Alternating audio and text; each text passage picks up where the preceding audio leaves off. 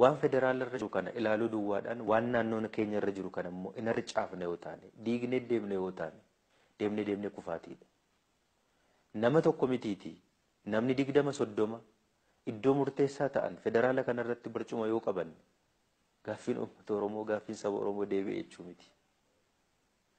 Waan ta'eef gama lamaaniin iyyuu ilaalle tokko rakkoon naannoon keenyaa fi uummanni keenya qabu of dandeenye guutummaa tuttuqaa tokko malee naannoon Oromiyaa mootummaan naannoo Oromiyaa of danda'e bulchuu danda'uun injifannoo guddaa tokko jennee yaadna.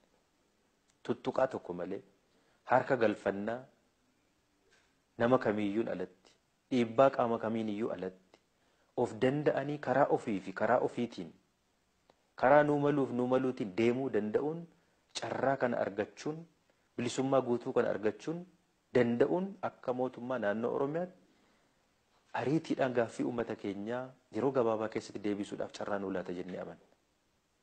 Dura Oromiyaa irratti haa xiyyeeffannuudha yaadi keenya. Maddi aangoo keenya Oromiyaadhaa fi saba Oromoodha. Fuula durattis hojiin nuyi federaala dhaqnee hojjennu nama dhuunfaadhaan wanti hojjetamu hin jiru. Hamma sabni kun beekamtiin laanneefitti boruu sin utubnetti namni 10 isaa ta'u 20 isaa ta'u namni 2 ol deemuudhaan bu'a qabeessa ta'uu hin danda'u. Kana immoo kan fiduu dandeenyu inni guddaan mana keenya keessatti waan barbaannu sana hojjechuu dandeenyudha. Kana akkasumatti balbala banaa keenye cal jennee rarraanee hundi keenya wal gurree gar tokko yoo deemne wal qabanneetu kufna boru. Yoo asitti jabaanne, yoo asitti cimne, yoo asitti tokkoomne, yoo asitti sammuu tokkoo fi yaada tokkoo fi qalbii tokko qabaanne hojjenne inni nuyi gaarattis qabannee hojjennu sun karaa fuulla'aa ta'een karaa fagoo deema. Yeroo gabaabaa keessatti hankaakuu hin danda'u. Yeroo gabaabaa keessatti cabuu hin danda'u. Kan kana cabsuu barbaadu baay'een jiraachuun mala ta'a. Kan karaatti hankaaksuudhaaf hojjetu baay'een jiraachuun mala ta'a. Garuu uummataan yoo utubame, mootummaa cimaadhaan, saba cimaadhaan, dhaaba cimaadhaan yoo utubame eessayyuu deemuu hin danda'u. Waan ta'eef waan Oromiyaa irratti hojjennu ammas nuuf murteessaadha jennee abdata. Boruufis yoo ta'e. Boruufis yoo ta'e. Waan ta'eef hoggansa cimaa Oromiyaa irratti qabaachuun baay'ee nu barbaachisaadha. Kanaaf immoo akkuma tapha kubbaa miilaa wannoo keessa galanii eenyu eessaan yoo taphate irruma caalaa bu'aa fida. Eenyu immoo eessaan yoo taphate irruma caalaa bu'aa san argamsiisa. Ija kanaan haa ilaalluudha. Ija kanaan laallee puulii qabnu keessaati. Abaloo akkasitti qopheeffanne, abaloo akkasitti qopheeffanne, abaloo akkasitti qopheeffanne. Garuu immoo walii yaadne tiimii tokkoon yoo hojjenne isa iddoo tokko jiru gataa, isa iddoo tokko jiru dagataa, isa iddoo tokkotti xiyyeeffachuu duwwaa osoo hin ta'in bakka lamaan irratti yoo xiyyeeffanne yoo hojjenne wal qabannee karaa fagoo deemuu dandeenya. Waan uummanni keenya nurraa yaadus galmaan ga'uu dandeenya jennee ija kanaan qalbiidhaan mari'annee tarsiimoo kaawwannee hoggansa cimaa naannoo irratti qabaachuu qabnu ammas itti fufsiisuu qabnu keenyee jirra. Kana cimsuu irratti hojjetamu waan amma jalqabame kana cimee akkanitti hojjechuu danda'u. Gara federaalaa immoo carraan kun waan amma jalqabneef qabsoon amma nu jalqabne kun nu qaqqabee yoo dhaqne immoo isa immoo karaa nu saalfachiisuu hin dandeenyeen nu qaanessuu hin dandeenyeen successful akkamitti goona kan jedhu ilaallee kanarratti tooftaa tarsiimoo keenya galmaan gahuudhaaf sirreeffama tokko taasisnee jirra. Sirreeffamni nuti taasisne kun fakkeenyaaf nuti ammas amantaa guutuu qabna. Federaala irratti Oromiyaan dhaabni keenya gahee hoggansaa fudhatee hogganuu qaba kan jedhu qabsaafis dhufnee jirra. Har'as qabsaa jirra, borus hin qabsoof.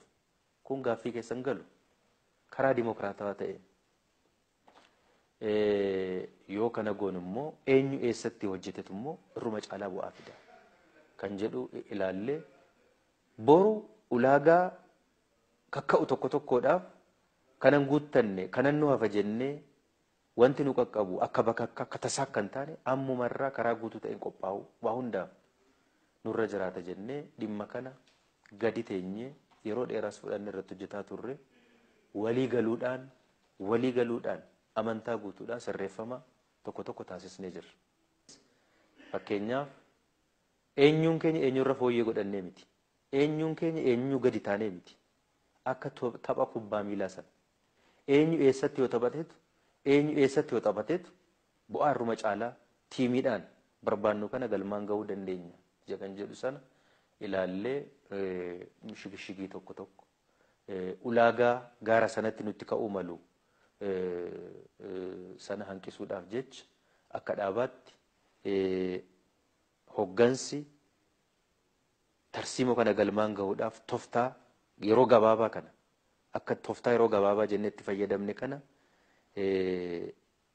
Dr. Abiy gara hoggansa dhaabaatti dhufee akka inni hogganu ani ittaanummaadhaan akkan hogganu Dr. Warqineen gara koree giddu galeessaatti dhufee akka inni hogganu murteessinee jirra koree giddu galeessaa keenyaatiin.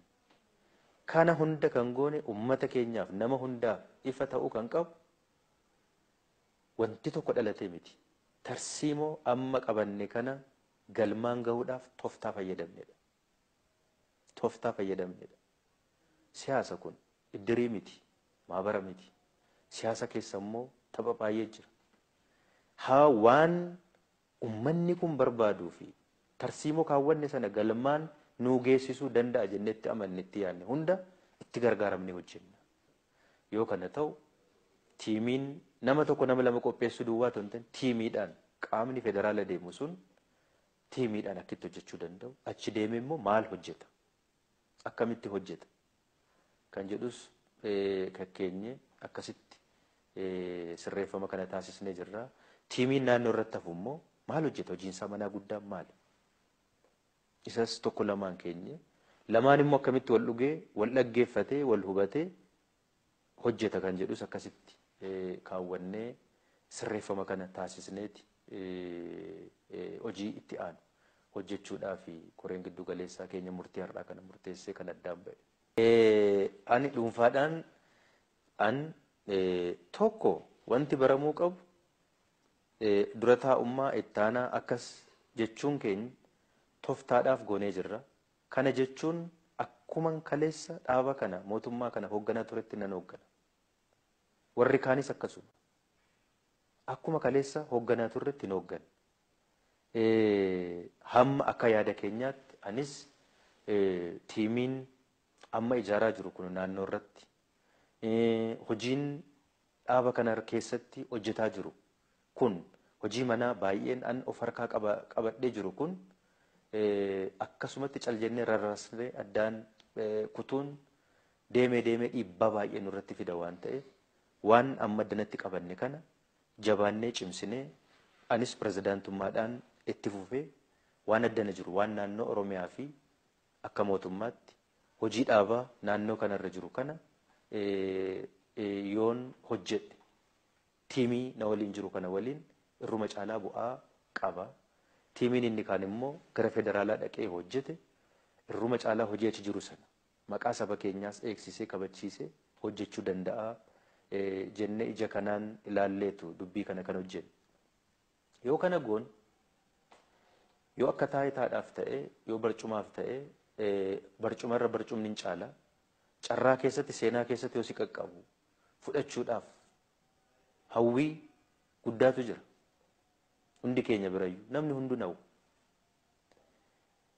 Garuu barcuma hawwuu duwwaadhaan waan yaadne akka sabaatti sabni kun gatii guddaa kan itti kaffalee kana galmaan geenye jechuu miti. Irruma caalaa eessa yoo teenye hojjennetu waan sabni kun gatii itti kaffalee kana galmaan gahuu dandeenya.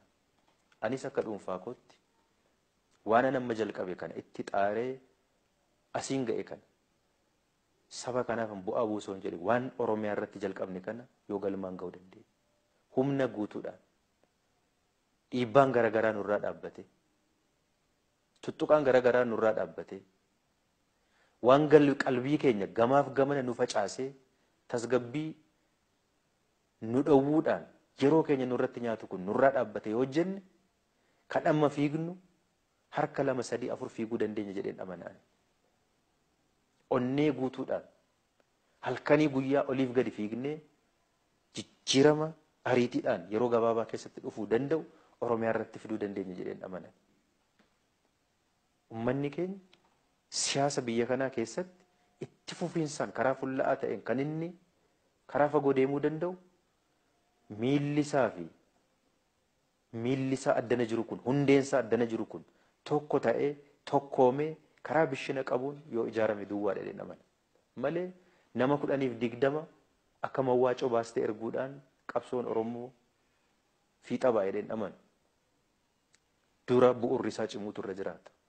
Dura hundee cimaa qabaachuu qaba. Dura dhaabbata cimaa miilla lamaan lafa dhaabbatee gar tokkotti yaadu, gar tokkotti yaadee waliin wal utubaa deemu qabaachuu qaba jedhee tan yaada. Qabsoon amma booda ta'u qabsoo cimaadha. Qabsoo laafaa miti. Cal jennee yeroo gabaabduudhaaf itti gaafatamummaa fudhannee deebi'uudhaaf yoo ta'e abbaan barbaanne keenya bakka barbaanne deemuu dandeenya. Garuu dubbii akka carraan harka gale kana fulla'aa taasisuudhaaf itti yaadne karaa tarsiimaa ta'een hojjechuun keessumaayyuu immoo hojii keenya manaa rarra'anii banaa taa'anii jiran kana guutuu taasisuun baay'ee barbaachisaadha. Yoo kana guutuu taasisne eenyuun keenyayyuu burraaqne iddoo kamitti hojjechuu akka dandeenyu nan abdadha. Sadarkaa kamittiyyuu burraaqne deemnee nuti gaafannee tontan inni kaan nu gaafate hojjechuu akka dandeenyu nan abdadha. Ammallee hojii manaa baay'eetu nu keessa jira. Dhaaba cimaa godhutu nurra jiraata dhaaba kana. Baay'ee sirreessuu qabna. Yoo kana hin goone mataa gara tokko haaddachuudha. Mootummaa naannoo Oromiyaa mootummaa cimaa ofitti amanee ofitti abdatee saba isaaf hojjetu. Halkanii guyyaa hojjetee jijjiirama fidu godhuun nurra jiraata. Gaaffii mooraalii saba kanaa deebi'uu mataa isaatiin gahaa miti. Ani Oromoo keessatti gaaffiin diinagdee deebi'uu danda'u turre jiraata. Gaaffii diinagdee eessa gadi nu roobuu hin danda'u. Dura Oromiyaa fi Oromiyaa keessatti qabeenya qabnu, humna namaa, qabeenya uumamaa qabnu. Kana walitti qindeessinee Oromiyaa keessatti jijjiirama fiduu danda'utu nurra jiraata jedhee tan amana. Sanaaf immoo karaa amma yaanne kanaatiin yoo hojjenne isatu karaa fagoo fuudhee nu deema jennee waan abdannuuf ija kanaan laallee amantaa tokko waan namni dagachuu hin qabne. Waan namni dagachuu hin qabne. Abbaan barbaade har'a tuttuqa adda addaatiin ati kana godhi, ati kana jedhi jedhee har'a kanaan hojjenna yoo taane ummata kana qaanessineerra nuti. Ummata kana saalfachiisneerra nuti. Dhiiga dhangala'e kanaaf gatii akka inni dhabu taasisnee jirra. Kanaan hin hojjennu waadaa ummata keenyaaf kaleessa galle galmaan geessisuudhaaf hojjenne. Har'as borus waadaa ummata keenyaaf galle ummata keenya qabanne waadaa keenya hin cabsinu. Hirbuu keenya yoomiyyuu kana hin cabsinu. Yoo eessattis bakka hojjennutti galmaan geessisuudhaaf hojjenna yoo taane immoo eenyuun hin dhaggeeffannu, eenyuun hin ilaallu, ummata keenya dhaggeeffannu, ummata keenya saba keenya wajjin hin taane hojjenna. Kun yoomiyyuu irraa sharafamuu hin qabu. Har'a asiin geenye namni duuba deebi'u hin jiru. Iddoo kanaan geenye namni duuba deebi'u hin jiru. Inni guddaan garuu qalbiidhaan karaa waan tarsiimaa ta'e irratti yaadanii hojjechuun baay'ee barbaachisaa waan ta'eef ija kanaatiin nuti hooggansi dhuunfaadhaan hojjetu hin jiru amma booddee collective leadership team up ta'uudhaan hojjennaan akkasittis walii gallee waliin hojjetaa jirra. Walii gallee akkasittis hojjetaa jirra waan ta'eef carraa kanaan immoo inuma caalaa tokkummaa keenya cimsanne hooggansa sammuu tokkoon yaada tokkoon qalbii tokkoon yaadee hojjetu taasisnee hojjechuu qabna jennee hojjetaa jirra waan ta'eef darkaa kanaan waliin taanee qabsaa'onni Oromoo hundi iddoo kanaan geenyeerra. Itti aanee kan jiru immoo baay'ee jira. Taanee immoo dhugumaan waan ta'uudhaaf hawwinu kan taanee mirkaneessinee argamuun immoo hojii manaa guddaa hunda keenyarra jiru. An iddoo tokkotti har'a yoon kufe yoon dadhabe dhuunfaa kootiin hin kufu, dhuunfaa kootiin hin dadhabu. Saba kanatu maqaa saba kanaa eenyummaa saba kanaatiin ummata kana fuuldura buunee jirra waan ta'eef barcumni nuti irra teenye eenyummaa mataa keenyaatiin miti eenyummaa saba kanaatiin irra teenye waan ta'eef kufaatiin koo fi dadhabuun koo saba kana irratti dhiibbaa inni fidutu jira. Kana of eeggannee hojjechuun barbaachisaadha. Wal diiguu miti amma kan nu barbaachisu.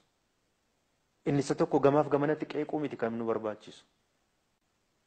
Karaa kamiin iyyuu haa yaabbannu. Karaa kamiin iyyuu maal haa taanu deemnee fedhii faayidaa saba kanaa galmaan ga'uudhaaf. Eessaan haa ta'u. Kanaaf hojjenna. Kana hojjechuudhaaf immoo kan akkamitti galmaan geenya kan jedhu kan irratti hojjetaa jirru waan ta'eef uummanni keenyas dhimma kana ija kanaan hubachuun ilaaluun baay'ee barbaachisaadha jedhanii nan yaada.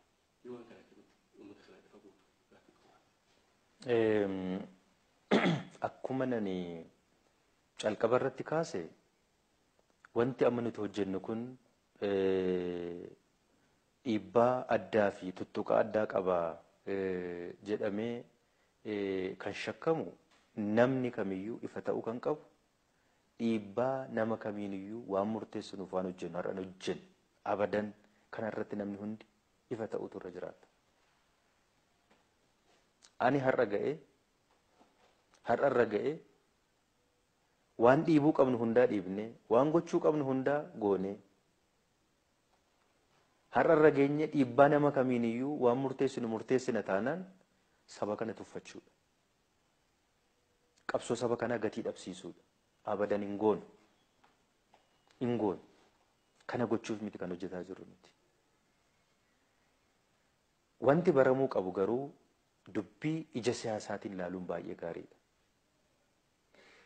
Nuti maali kan barbaannu isa dura ilaaluudha. Dura qe'ee keenya walaboomsuudha moo kan nuti barbaannu? Dura of walaboomsuudha, of bilisoomsuudha moo kan nuti barbaannu? Waa biraadha. Isa sirriitti ilaaluun gaariidha.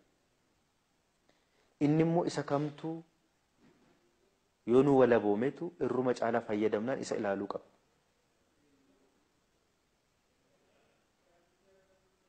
Anaaf eenyuyyuu dhiibbaa nama kamii miti. An saba koo keessatti saba koof yoo hojjedheen bu'aa irruma caalu fiduu danda'a jedheen amana har'as borus. Waan jalqabne hin fidne waan ta'eef hin jalqabne malee hin fidne galmaan hin geenye. Wanti amma nu jalqabne kun duuba nu jalaa deebi'uu danda'a. Qabsoon saba kanaa duuba deebi'a jedheetan miti. Garuu achi keessatti wantoonni sirraa'uu qaban baay'eetu jira. Nuti har'a baanee mul'achuu keenyaaf an dhuunfaa kootiin hojii addaa hojjedheera yaadu. Kabaja kanaan kan nu geessise saba kana. Ulfina kanaan kan nu geessise saba kanadha. Malee dhuunfaa koodhaan an eenyuunuu caale miti. Eenyuuniyyuu caale jedheetan miti. Saba kanattis abdanne immoo waan gochuu qabne too hin saalfatiin etoon sodaatiin gooneerra. Kan abdanne eenyu isaan? Saba kabaja nutti hore, ulfina nutti hore, beekamtii nuu kenne. Sana abdanneet hojjenne. Borus ija sanaan hojjenne. Saba kana salphisuudhaaf miti har'as. Dura garuu mana keenya keessa wanti nuti hin xaraganne hin jiru. Jira. Wanti nuti hin hojjenne jira. Hin fixanne isa. Isa dagachuun nurra hin jiraatu. Har'as shirri nurra hin jiru jennee fudhanna hoo taane. Dabni nurra hin jiru jennee fudhanna hoo taane. Dogongorree jirra. Inuma caalaa humna keenya cimsachuun ammallee hin nu hafa. Tokkummaa keenya cimsachuun hin nu hafa. Dhaaba cimaa uummanni kun itti abdatee uummata kanaaf hojjetu. Ganaa hojjechuu qabna dhaaba kana. Naannoon kun naannoo duwwaa miti guddaadha, biyya guddaadha. Riisoorsii guddaa jira biyya naannoo kana keessa. Qabeenya guddaa in hojjenne irratti. Biyya kana jijjiiruudhaaf maal jenne dura? Oromiyaa jijjiiruu qabnaa jenne duraan. Sana hojjechuu qabna. Sanaaf immoo humna keenya diigamuu hin qabu. Bittinnaa'uu hin qabu humni keenya. Waan ta'eef waan addana jiru kana hojjechuu qabna jenneetu. An ummanni koo sanaa hawwuun kabaja, ulfina kan ofiinatti uffisedha. Kabaja kanaaf ulfina kana. Borus an kabaja kasaa kana etuu irraa hin tuqiin hin sharafiin kabaja uummata kana eegsisuudhaaf jedhee kaleessas lubbuu koo kennee hojjedheera. Dafqeetti hojjedheen jira, borus isaa kan hojjedha. Amma dhimma dhuunfaadhaan itoo hin ta'in gareedhaan akkamitti hojjennee dubbiin kana dubbii kana namni tokko nama tokko dhugaa dubbachuudhaaf namni tokko gahee hin qabu miti. Gahee qaba dubbii jijjiiruu keessatti. Garuu immoo namni tokko namuma tokkodha. Humna cimaa of jalatti horachuu qaba. Humna cimaa onnatee hojjetu of jalatti yeroo kamiyyuu bubbeen kam qilleensi kam gaafa dhufu kan oliif gadi hin jenne qabaachuun baay'ee barbaachisaadha. Malee dhuunfaa keedhaan yoo rarraate karaa deeffagoo deemuu hin danda'u. Hin danda'u waan ta'eef kana beeknee ija kanaan afshaalummaa kanaatiin hojjechuun nurra jiraata. Kana hunda hin goone yoo jennu Oromoo duwwaadhaaf miti biyya kanaaf. Sabaaf sablammii biyya kanaaf. Nuti sadarkaa kamitti har'a soote kan qabsoofnu Oromoon gahee hoggansaa fudhatee haa hogganu yoo jennu olaantummaan Oromoo biyya kana irratti akka dhufuuf miti. Walqixxummaan sabaaf sablammootaa biyya kana irratti akka dhufuuf. Walqixxummaan haqni biyya kana keessatti akka inni mirkanaa'uuf. Biyyi kun nagaa argattee itti fufiinsaan akka isheen jiraattuuf. Oromoon kan inni qabsaa'aa jiru. Nutis kan qabsaa'aa jiru. Kun akkamitti galma ga'an immoo bitaaf mirga duubaaf fuuldura ilaalaa hojjechuu waan nu gaafatuuf kana galmi keenya sanaaf immoo iddoo kamittuu haa ta'u iddoo kamitti hamma tapha sana keessa galletti iddootti caalmaatti taphachuu dandeenyu irratti taphachuudha. Fakkeenyaaf namoonni gara federaalaatti erginu kun kophaa isaaniitiin homaa godhuu hin danda'an. Hiree isaanii kan murteessu kan addana jirudha. Hojii nuti hojjennu. Yaadaan yoo deeggarre kana godhaa yoo jennu akkas godhaa yoo jennu yoo nuti isaan utubneedha. Malee dameedha kan ta'u. Utubaa irratti haa hojjennu nuti ammayyuu. Hundee irratti haa hojjennu.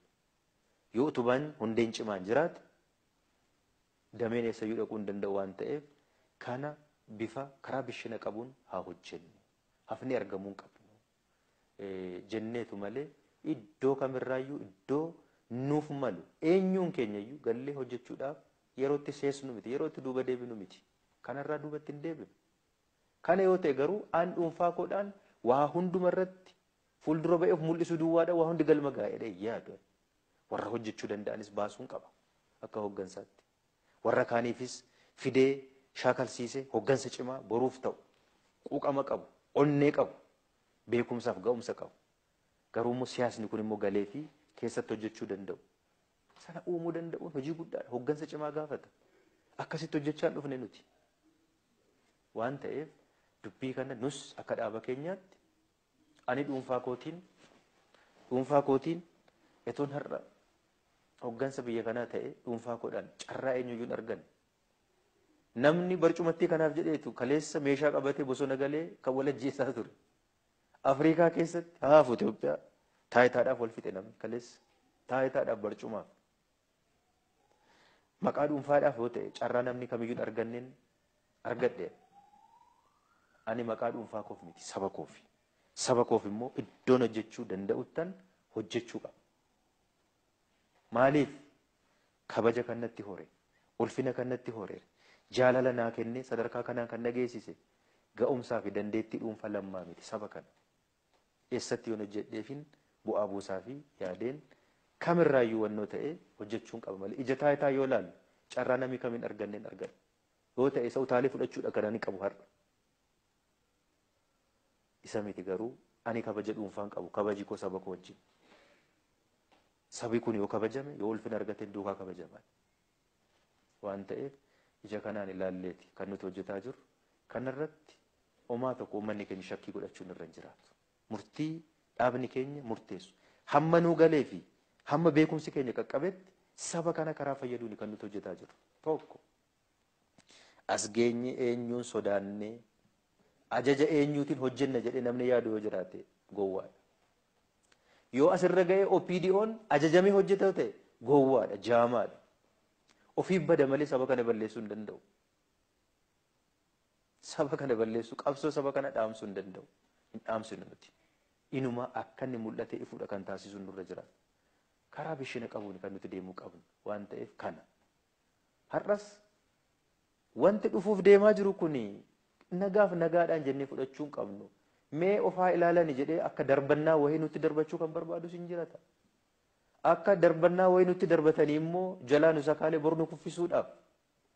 kunoo fudhataniiyyuu hin kufanii warra gatii hin qabne nuun jechuudhaaf kan hojjetu hayyaadu baay'een jiraachuun mala ta'a. Qilleensi gubbaa kanarra jiru maali? Wanti waggoota darbaniif hojjetamaa ture maali? Kana keessatti yeroo maal keessatti jijjiirama akkamii fiduu dandeenya har'a? Waan akkasii kana qalbii ilaaluun barbaachisaadha. Waan ta'eef ija kanaan bifa tasgabbii qabuun ilaalleet murtii kanarra geenye waan ta'eef kanarratti uummanni keenya shakkuu hin qabu. Miseensi dhaaba keenyas shakkuu hin qabu. Caasaan mootummaa naannoo Oromiyaa shakkuu hin qabu. Kun akka inni galma ga'uuf wal gargaarree hojjechuutu nurra jiraata. Qabsoo kaleessa waliin calqabne galmaan ga'uudhaaf hin dhumne ammas qabsoon guddaan fuuldura kan jiru. Waan ta'eef barree ilaaf ilaameedhaan waliin hojjechuun gaarii waan ta'uuf dhaabni keenyas kana hubachuudhaan murtii kanarra geenye waan ta'eef faayidaa uummata kanaaf waa biraa miti. Faayidaa nama dhuunfaadhaaf teessoo nama dhuunfaadhaaf itoo hin ta'in faayidaa saba kanaaf jecha kan godhaa jirru waan ta'eef ija kanaatiin ilaalamuu fi hubatamuun baay'ee barbaachisaadha.